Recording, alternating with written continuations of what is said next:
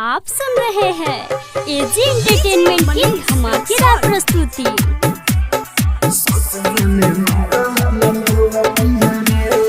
लोरावे से काजा रखे धोवतिया रे, लोरावे से काजा रखे धोवतिया रे, ससुरा में नाला हमारे रोवतिया रे।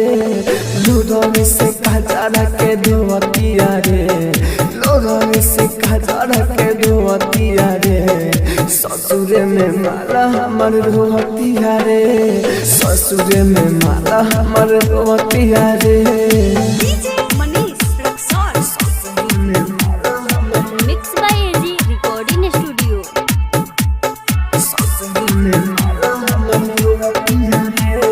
छोड़ के तो हम ससुराल चला गइल, आवेला रोई मोरा आँख भर गइल।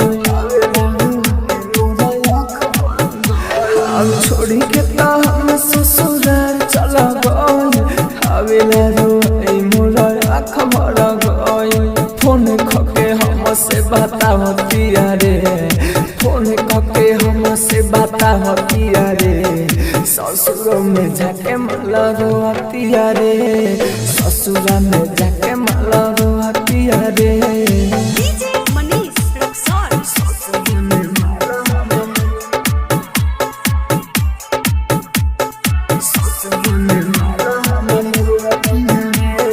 हमारा से पूछल बेरा समाचार हो, पूछले तो कहले कि बात बेकार हो। हमारा से पूछल बेरा समाचार हो, पूछले तो कहे बात बेकार हो।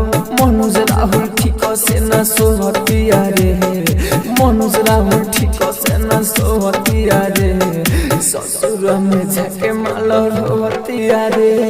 हखिया के काजल के धोवतिया रे, हखिया के काजल के धोवतिया रे, ससुर में जाके माला रोवतिया रे, ससुर में जाके माला रोवतिया रे।